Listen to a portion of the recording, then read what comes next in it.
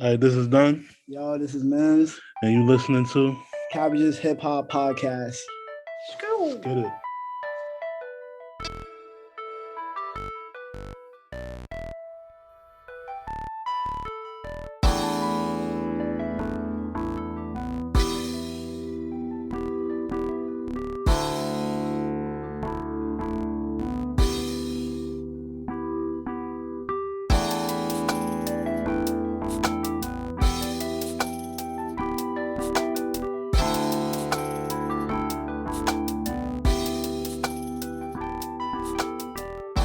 Hello and welcome to the Cabbages Hip Hop Podcast. I'm your host, Gary Suarez. I'm a music journalist and critic, and I write a twice-weekly hip-hop newsletter called Cabbages, which you can subscribe to for free at CabbagesHipHop.com. Joining me as always is my 420-friendly co-host, music industry insider Jeffery Laughlin. It's season 3 of the podcast, for those of you who pay attention to that sort of thing, and this one's all about stoner comedies. And today, we'll be talking about The Beach Bum, the 2019 Harmony Korine film that the New York Times called, quote, transgression as pure tedium. Now, we'll get into the show in just a minute. But please, if you're listening and you haven't done this already, please subscribe to the podcast, wherever you get your podcast from. If you could rate the show 5 stars, that would be even better. And if you could do all that and write a review, well, that'd be all right. Thank you. Thank you. Back in a sec.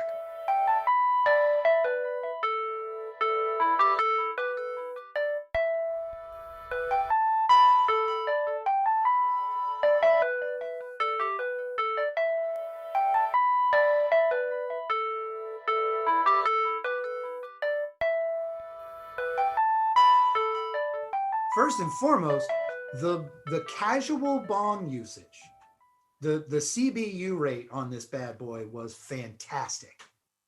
They brought a bong to the wedding and were just ripping that thing. This is the world that I want. Like, I want to go to these things and be like, look, guys, I brought my own bong. I don't need to be pressured into drinking. I'm just going to get. Don't you already live in that world? Like, don't you just... I can't just like take my bong around places. No, you get like real sneers. No. Well, have you tried, and I know in one of the kind of montage scenes, have you tried the gas mask bong? No. There's a great scene, I don't know if you recall, because there's so many visuals. Oh, McConaughey in a thong, yes, riding a bicycle, correct, wearing a gas mask bong. yes, and just like crushing it over and over again. It's just like 5 seconds in a full movie, and holy shit. We've watched so many truly awful films on this show. This movie really kind of lifted my spirits. I don't know what our guests are going to think of it because, in full disclosure, Jeff and I are not young men. No. We are, I'm firmly within midlife. Jeff is clinging to the last vestiges of his youth. I'll let you know a little hint, buddy. I let the last vestiges go a long time ago. I'm good at just being called middle-aged. I'm done with youth. The foul stench of youth has been washed from me. Says the man who wants to carry a bong around to private How functions. is that? How is that anything having to do with youth? How? It's Is it childish. any different It's than somebody childish. walking around with a bottle of liquor in the street because it's legal? I would be more scared of that dude with a bottle of liquor than I would be of me with a bong. All I'm saying is that our guest today, and we have not one, not two, but three guests. 3 guests today, unless somebody cancels. 3 guests today. That's the caveat. Mhm. Who are younger than us by at least a decade. Don't you think if not that more. does a favor to this movie, though? Yeah, well, we'll see. I think we'll see how universal this is or not. So I'm looking forward to the conversation we're about to have. I tell you what, everyone is going to have to understand that On and On by Stephen Bishop is Jamesville population jams. This train has left. It has arrived at Jamstown. All passenger exit. What? And she smiles when she feels like Gary. On and on, on and on, on and on. We'll be right back.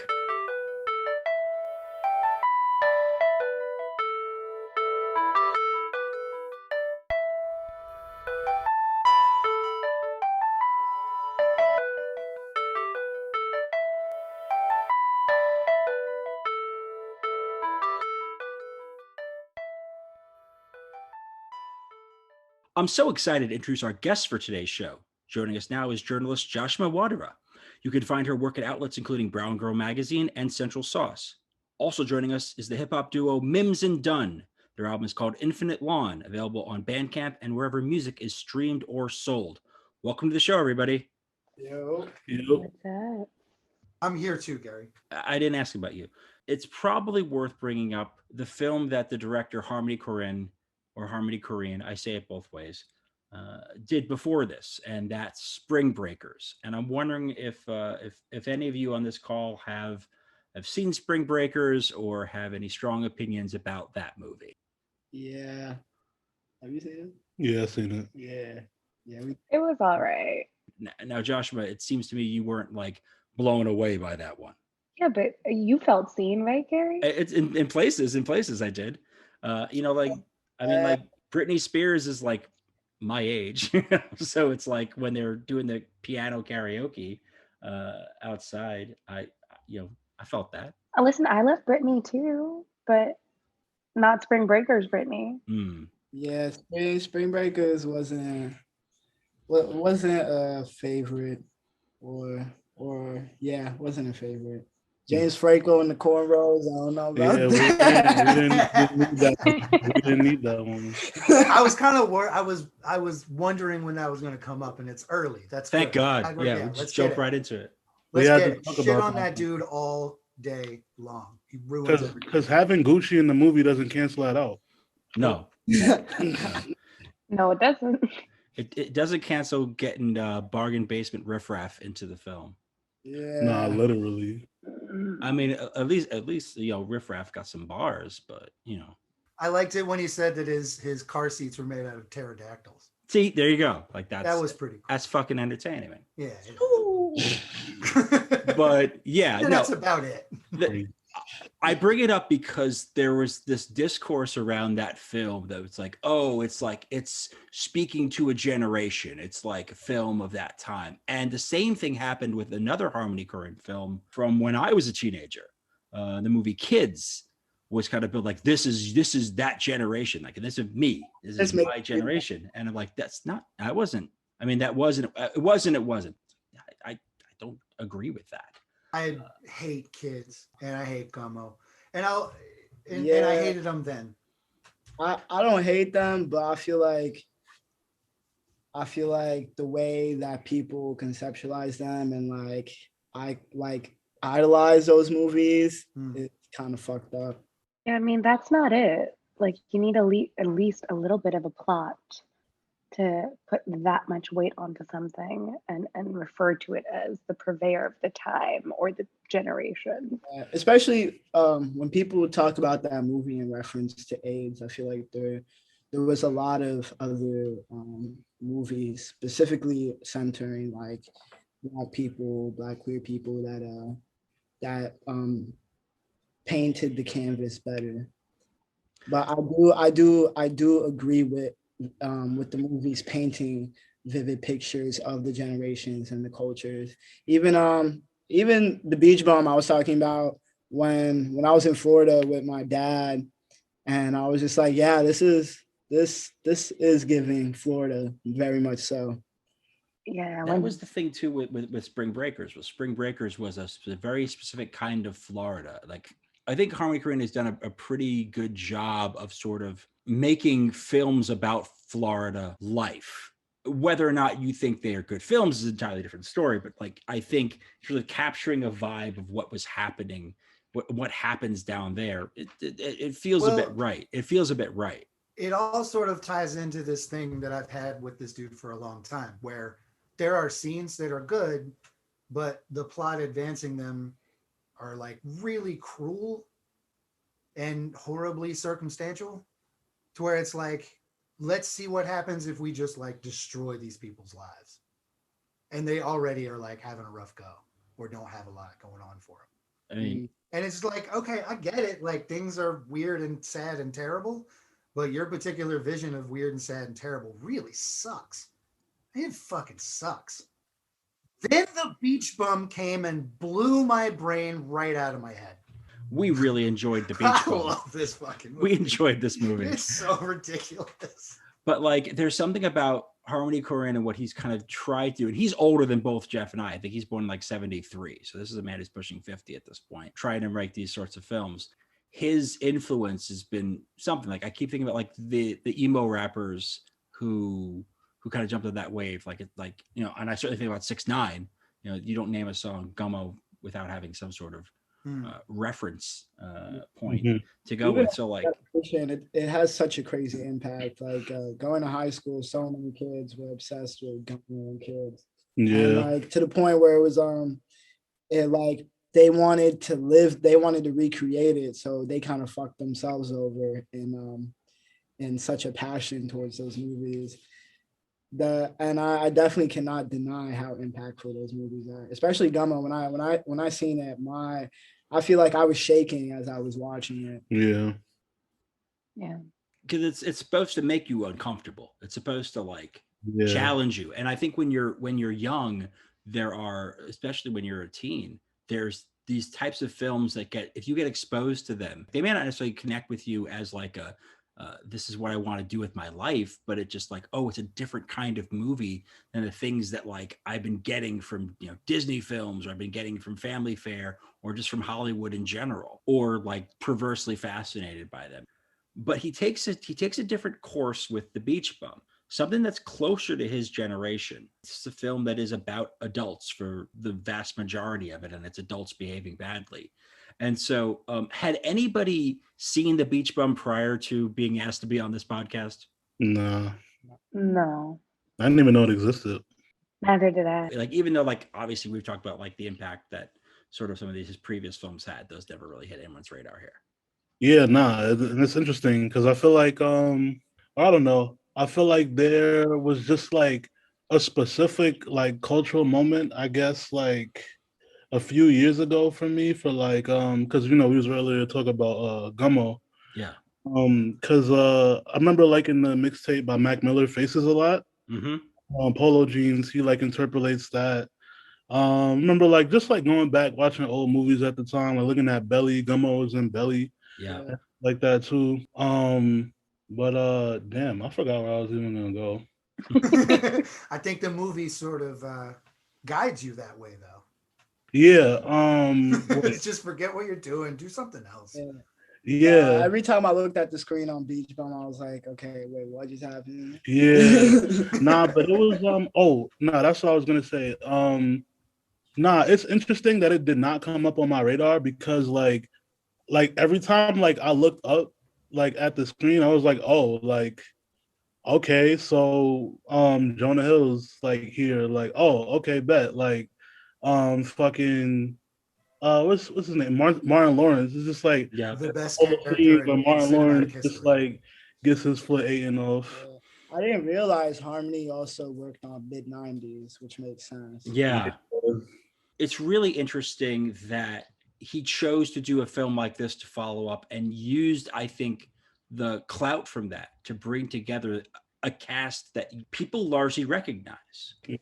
He brought on Snoop. He brought on Zac Efron. He brought on, you know, obviously Matthew McConaughey is as the star. You've got Isla Fisher. It felt very much like one of those holiday movies, like the parody ones where all the It was just something to see an art house sort of interpretation of a stoner comedy, where if not for a few elements and for a few deviations, this is as absurd as any stoner comedy. The plot goes off into directions. You meet up with crazy characters. Cartoonish Cheech and Chong, right?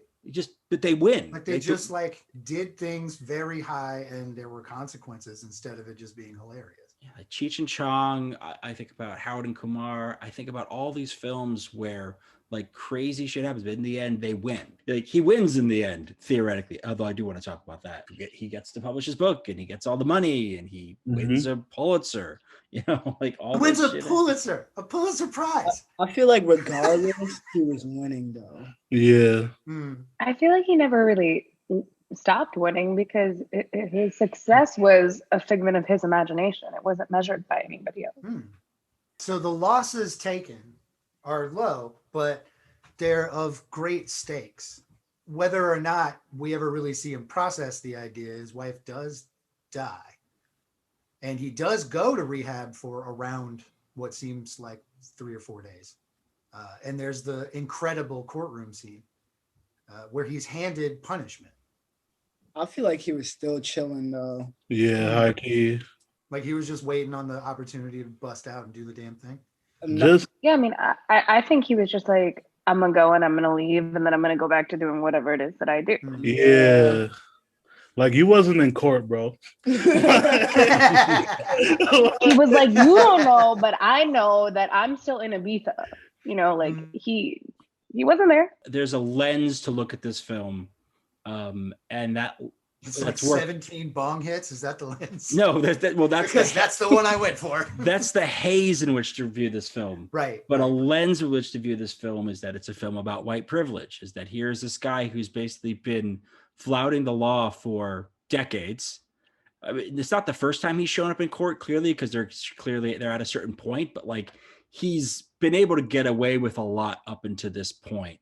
And when he does go scot-free, this man who is a sore thumb anywhere he goes and is known by name in Key West manages to hide from the law in plain sight for the longest time. That's deeply unusual to me, that this would happen if you're not going to view this film through the lens of, oh, this is a glaring example of white privilege. But I think that we know that, right? Like, I think that somehow feels familiar to me in stoner films and film at large, of seeing that this batshit crazy, ugly internal truths playing themselves out, being super normal and fine and grandiose and almost celebratory, is something that we see as a white male narrative frequently, specifically around substance, right? Like, lean with it, rock with it. It's a whole vibe. Kids are inspired by it. It was a time. It holds this deep sense of nostalgia, the color grading, the soundtrack, the score. But I think we look at it that way because we're so conditioned to think that how human is it for him to live this absurd life and it work out for him, because that's how everything works out. And then we also try to balance that out in our minds as stoner comedies are meant to be escapism, whereas they're not meant necessarily like a lot of other also films in this who one, exist in this world. He's embarrassingly rich, which is actually the inverse of most of the films we've seen. Yeah, it's mostly broke dudes trying to use weed as a way to get high, first and foremost, because it's a stoner comedy, but also to make money to get out of poverty. Like, at no point, this dude was so rich his whole life or however long he was with his wife, I guess, that he at no point had a wheelbarrow full of weed and tried to sell it to like take care of himself. I also feel like it kind of like it could have done more with weed. Like I feel like I didn't see weed as much as I wanted to. Really? He had a gas mask bomb on. I don't know if that was enough for me. You know what I'm like? They robbed a handicapped man, even though they were loaded and they could have just sold the weed. It's an incredible like film. If someone watch a stoner film, I really want them to have some like innovative entrepreneurship. Okay, I want you to be like, I don't know, I'm gonna sell the Cheetos, we're gonna sell the weed, and there was none of that. Didn't they do that in Kid Cannabis? I don't even remember what happened like that though. I will say this: the amount of casual bong usage, or as I like to call it, CBU, was Jesus Christ, Gary, was incredibly good. Like, there were at least 4 different scenes, and there's not that many films that feature CBU. So I felt like maybe, Jeff, I love the acronym. thank you. Yeah. I feel like maybe that carried me over for how much weed. There was a lot more drinking than weed, it feels like, but I felt like that I at least feel helped like out. I shouldn't say this, but the opening scene where he poured beer down the cat's mouth or the cat drank it, in my head I was just like, that feels Floridian. Totally. But like, Said the same why does shit. that feel Floridian to me? I said the same. I was like, well, what are you gonna do? We're in Florida. I remember us texting. Gary and I text during the first viewing of the film a lot, and we just kept texting all caps, Florida, Florida. Just over. Yeah, it was very much Florida. Yeah, yeah, it was. Have any of us lived in Florida, or did we watch too many stoner movies and we think this is Florida? Not Cats, It's the latter for beer. me. One thing that does sort of blow my mind is less the casual bong usage. Sorry, Jeff, but the amount of times that pushing is used as a form of aggression. Oh It's- yeah, like at the wedding type. All the violence is pushing. When Zac Efron, his character Flicker, and Moondog escape the rehab facility, they basically crash someone's wedding, steal their motorboat, and push the groom into the water for no reason other than mischief. They push over the man in the wheelchair to rob him. Probably one of the more serious things that happens in it. There's a lot of pushing. They push at the very beginning, though. The wedding. Moondog pushes the guy blowing the tuba with the horn into the water and just laughs. That's in like the first 5 minutes. It's the first 5 minutes that happens. When he goes to the daughter's wedding and just pushes the old lady Yes. wheelchair into the wall. Why does it happen? It's as if nothing happened. Like it happened so quickly. This woman just goes careening off, and then he goes to give Harmony a Korine? speech.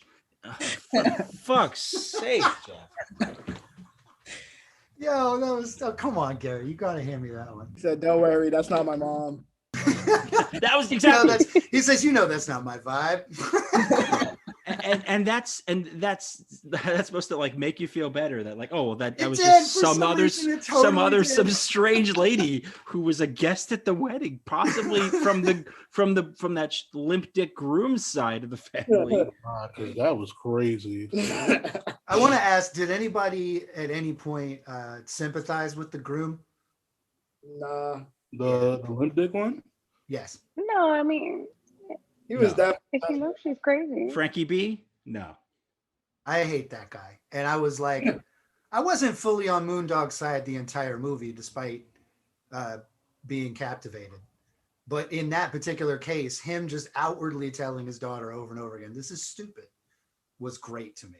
I was like, yes. I also loved when he asked her when she became such a Republican. Oh, It was so good.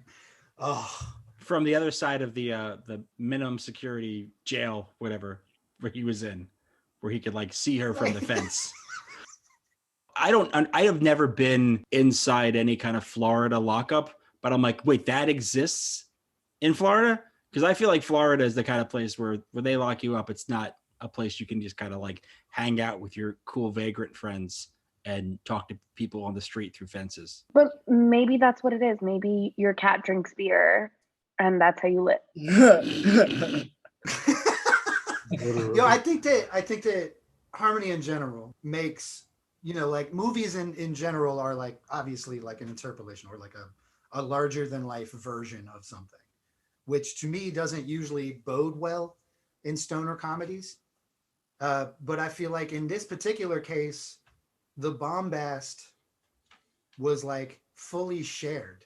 All of these people were completely insane. And when you're at that point, you attract other folks that want to do what you're doing because you're outward and effusive. And there's a line of people that are like, yep, I'm rolling with this person. We're going to have a good time. Fun people find fun people. But Jeff, in the hospital, when his wife My favorite dies, scene. he's caressing her eyebrow. And then after she dies and codes, he continues to only hold her eyebrow. And I feel like if it's a real stoner comedy, I needed like a higher sensory gauge outside of just the oral sex obsession. Like I was hoping he would like hold her face and be like, you know, just captivated with a dead. That sounds way worse than I wanted it. Yeah, it does. That's a different kind of movie, Jashima. But there he was, just caressing her eyebrow. He had smoked that incredible stuff with Snoop with lingerie beforehand that he seems to still be feeling the effects of at that point. There was a lot going on there. I felt like that was actually meant to be, and there's a magical realism to the way the movie is made because it's made to sort of be like a long drug binge. You know what I mean? A long drinking like a binge. rooster on a couch. Totally, like a rooster on a couch. That feels Florida too. The film is shot in this way that sort of makes it confusing how much time has passed. And to me, their like last, like the drive that they take out of the bar, we're like, I want to go for a drive. He's like, you want to go drive? And they go drive. I feel like that's supposed to represent like a long bender. There's a couple of scenes where it seems like there's daylight, and they've done way too many things for it to be like a crazy night in the middle of the night. So I feel like time, like they were just on the end of a crazy bender and she got in a wreck. So do we think Zac Efron got the haircut and the fade before a crazy bender, on a crazy bender, kept it the whole time? I think that his life is a crazy bender. So there's no real way to know when the haircut came. The last time I saw Zac Efron was in that Netflix show called Down to Earth, where him and what's his name go to all those different blue zone areas in the world and figure out why people live really long. And then I watched this movie and I was like, oh, it all makes sense. Yeah. What'd y'all think about Snoop Dogg? I personally thought that was an incredible performance from Snoop Dogg. I thought he was great. There was this amazing chemistry between Lingerie and Moondog. And it wasn't one-sided. It was very clearly this beautiful balance between the two. And I think that Snoop shows up in some films and picks up a check. And there's nothing wrong with that. There's times in his life where he has made amazing art. And then there's times where he's picked up the check. This film is a testament to his talent. Yeah, no, I definitely agree with you on that. I always think it's funny seeing Snoop Dogg in movies, though, because he very much just plays Snoop Dogg also. Yeah, you know, while I appreciate that sentiment, I just think Snoop being Snoop is just brilliant because there's no way to lean in or out of that. It's just his existence they're relying on for that type of comedy and that type of presence. Yeah. Why he's always, you know, for the most part, is in a lot of stoner comedy and movies like this. Because it's like, we know that you will do this, A, and B, we know that you will nail it because you don't have to try. Like some of my favorite lines in this movie are Snoop Dogg lines. Like his comedic awareness is so good when he's officiating the wedding. And after Moondog has belittled Limp Dick and actually grabbed his Limp Dick, 5 inches flaccid, I think is what he said in that moment.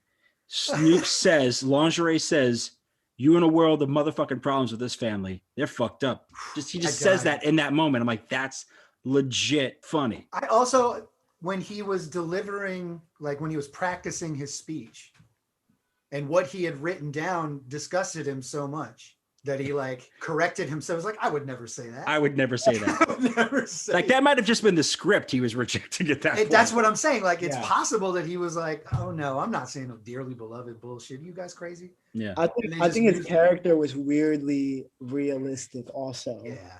To like the Florida experience, but not just the Florida experience, but like I know like a few Rastas out in Florida and they love rich white people because they be smoking big dope with them. They love the stories and they got the money for the weed. So when I seen like his relationship and I seen all the Rastas at the funeral, I thought that was very funny because I could definitely see that happening in real life.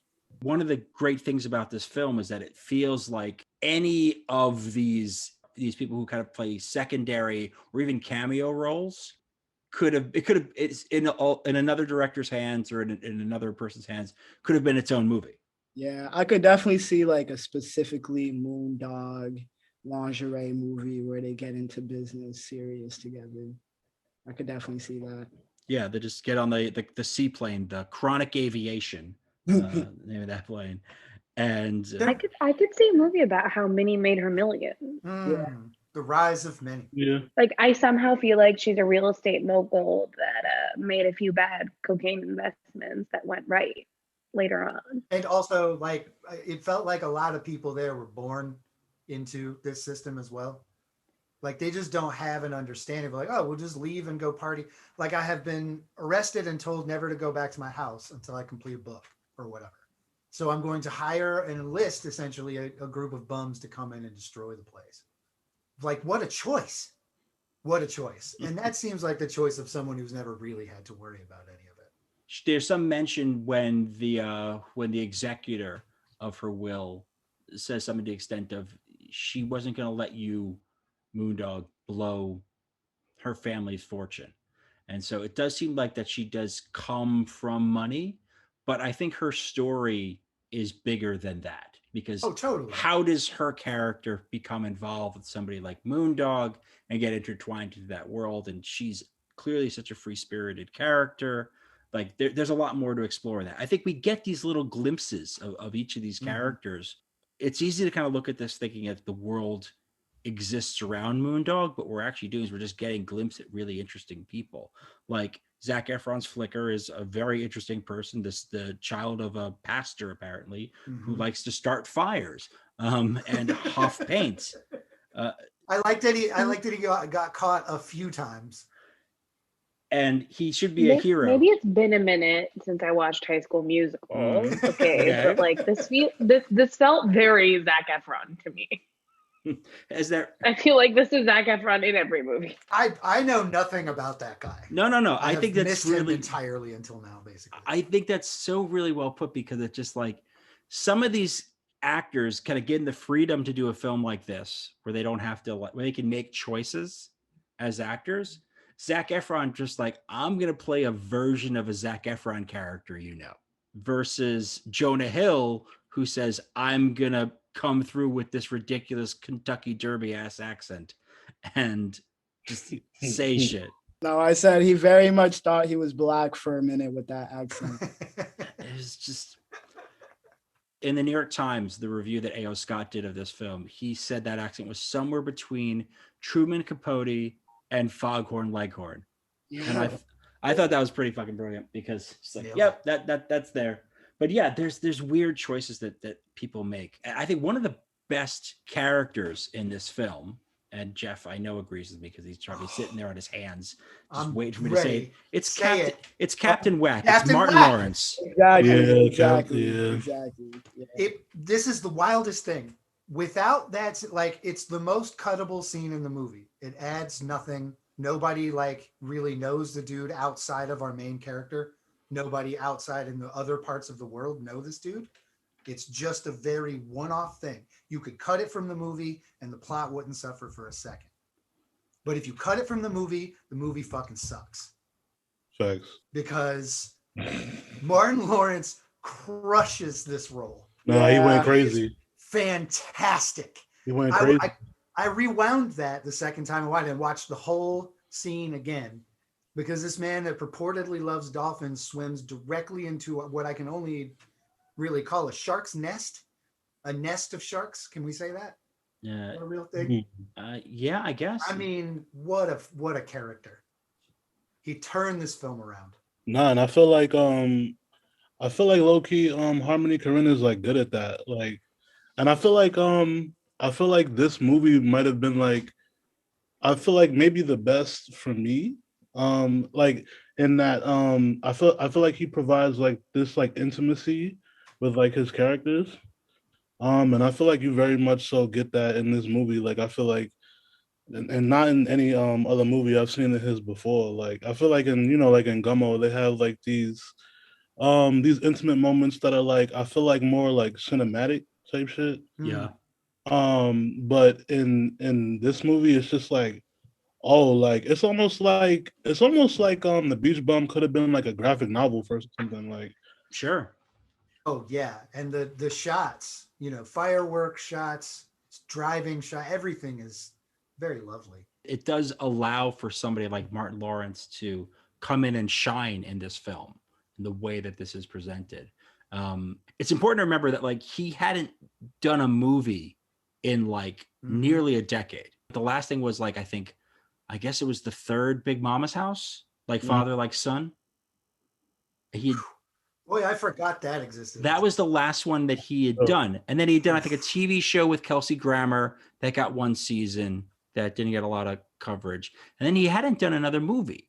And he comes back for this. To me, it's sort of the stoner comedy equivalent of Joe Pesci coming back for The Irishman. I think that's what Harmony does well, though, right? It's the juxtaposition of here are these incredible Floridian sunsets and this opulence and this insane color grading. And then here are these extremely absurd characters that you know and you love, and maybe you love in a slightly different context, like Martin Lawrence was in this film, or it's like Snoop Dogg, where it's exactly what you expect. And I think that's part of his genius. So normally in stoner movies, the stoners are outcasts, right? Like their normal society looks upon them with scorn. But what if everyone around you is cool with it? It looks like this, like he was comfortable sliding into any conversation or any person. Yeah. He could just slide into the scene and they were like, oh shit, Moondog. All right. I like Moondog. You know what I mean? And I think that's, to me, was like, it was so inviting. Even when things were terrible in the movie, everyone was still like inviting and cool and like loved each other immensely in short bursts of time. I don't know, man. This one really got me. Did Minnie give anyone else Jessica Rabbit meets like Velma energy? Now she does, yes. Yeah, you might have That's stopped. good. Like, this is a character I think we'd love to see more of. And that's a reflection of a good film, is that if you have multiple characters who get some time on screen and you go, I would love to know more about this character, then they've done a good job. Plus, like, there's a cool thing going on there where like, that's what it's like when someone dies young, right? Is you're like, oh man, they would have loved this. This would have been so cool to see more of. Yeah, they nailed it. Yeah, that's true. That character was spot on perfect. You wanted to know more and more, and then they were taken too soon. I mean, I think the way she died too was really interesting. Like them playing chicken on the road. Yeah. On the other side of the road, and it's not even him driving, even though they're both drunk and like inebriated. Like she's driving, like she has full power. Right. Moment. That was definitely a crazy scene, and I think like it happened so quickly, but holds a very big amount of weight of thought in the movie if you decide to think about it. And it's a choice too, because the director could have easily put Moondog in that position and made him go through a moral dilemma, but instead he lets Minnie be the driver. There's a metaphor laying there too, right? Like when he's around her, he's not in control of the fun. Like she's just a fun person and he can just relax. Exactly. And then in all the other situations, he's got to be like, you want to get out of here? And he throws a chair through a window and he's like, well, let's go. Let's get the fuck out of here. Through his typewriter. That's right. Yeah. He threw a typewriter through a window and was like, well, problem solved. He has to be the problem solver for people. Yeah, we get that perspective where we're allowed to either really latch onto something or really let go. That's, I think, one of the beauties of stoner comedies is that we can either fixate on the minutia, which we do a lot on the show, or also just be like, it's just a bunch of people who are getting high. That's cool. Yeah, I think he does a great job on that also. In several of his movies, I feel like. There's the destruction of the piano. And I just go back to the Spring Breakers scene around the piano with the Britney Spears karaoke. And I feel like it's like that was one of the scenes from that film from Spring Breakers that was so emblematic of the film and was just the thing that people fixated on. Like that was one of those things, just like, wow, that was a moment. If you were in the theaters and you saw that, like that was a thing. So like that kind of wanton destruction of that, to me, just feels like it's a nod back to Spring Breakers, but also kind of a fuck you to it. It's sort of just like, I feel like that moment in this film, in my view, is a response to Spring Breakers, but is also a reflection of the nature of Harmony Korine's work as a filmmaker, where there is that nihilistic streak and there is that destructive streak that goes through it. I think the disregard for opulence or things of material value, like the piano, also reminds us that it's kind of just about Moondog and Moondog's life and being in Moondog's head. There's like that scene where it suddenly turns like momentarily art house, where he's jamming in the rain by himself. Yes. And you're like, I was like, wait, am I in a Bollywood movie? I'm a little bit into it, a little bit not. But there's something about that, right? About how his absurdity does not rely on opulence or on wealth. And maybe that's because he has the luxury to dismiss it. Maybe because he has the luxury to have it.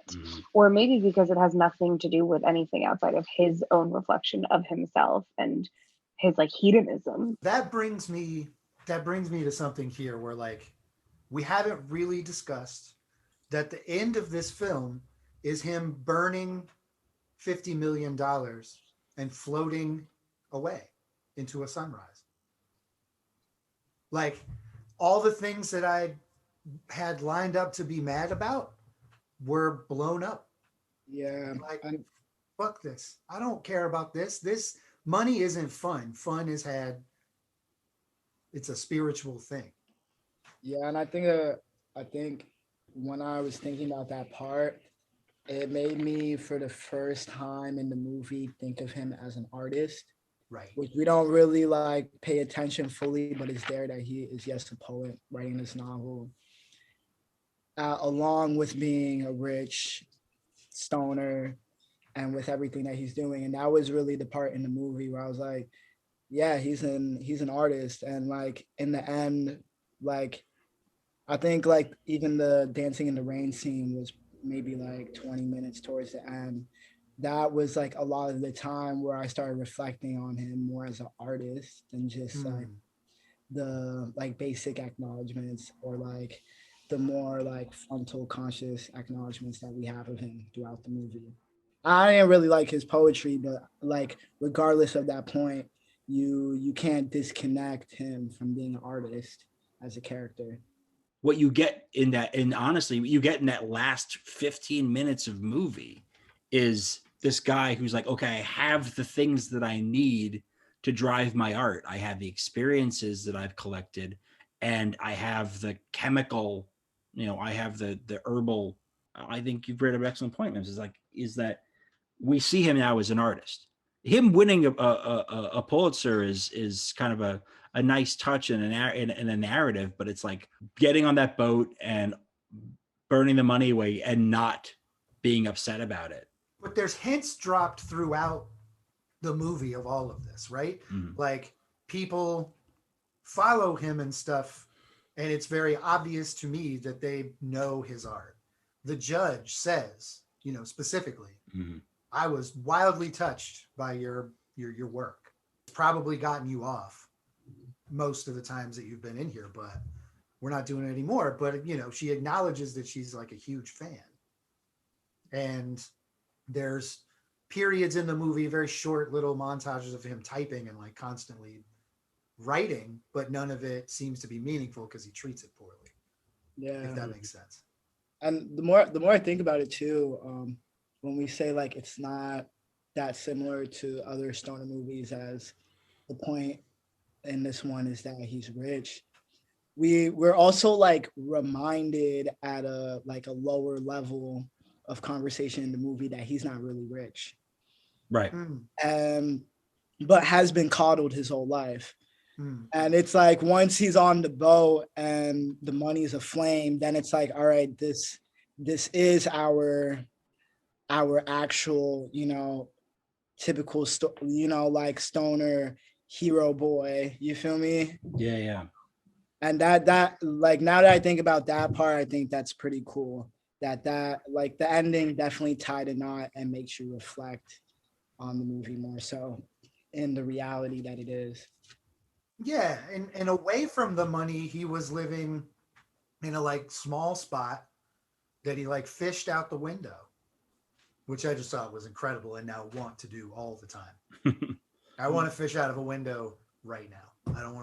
I would rather leave here, fish out of a window. Is there much fishing where you are in Bed-Stuy? Not as much as I'd like, Gary. Okay, fair enough. Thanks for asking. No worries. That final scene where the fireworks display leads to a fire, causes an explosion on the boat with all of his money, and the last things we see are him in a boat with his name painted on the side, holding the cat that he's rescued from the boat. He named the boat after himself. It says Moondog on the side of the boat. But the thing that got me, especially on a second viewing, was I started to wonder this, and I want to get your perspective on this. Do you think Moondog survived the boat explosion? Is that him alive and leaving, or is that him laughing his way to hell? I feel like it could even be that was him finishing what he had to do on Earth. Like he died way before with Minnie, we could also and that he had to make things correct before he could finally, transfer on. And I like that you brought that up, because that's a question that also brings that up. But I haven't thought about it till now. Yeah, no, I also haven't thought about it too. But I feel like now that give it some thought, like I think it would make sense. Just throughout the movie, like I don't know if it makes sense to say like in the canon, like of the Beach Bum as like literally a singular movie. But it's like isn't it like the point that he just like always wins? You know what I mean? Like how he's just like always just like unscathed. Like it seems like just through even as like Jeff pointed out earlier, like like he loses his wife. It's like even like though there's like little losses, like the losses are like very, very significant. He still just like kind of just rises out of that shit like and just like doesn't give a fuck like at all. Yeah, those are like earthly losses, himself. right? Yeah, so it's like those are earthly losses.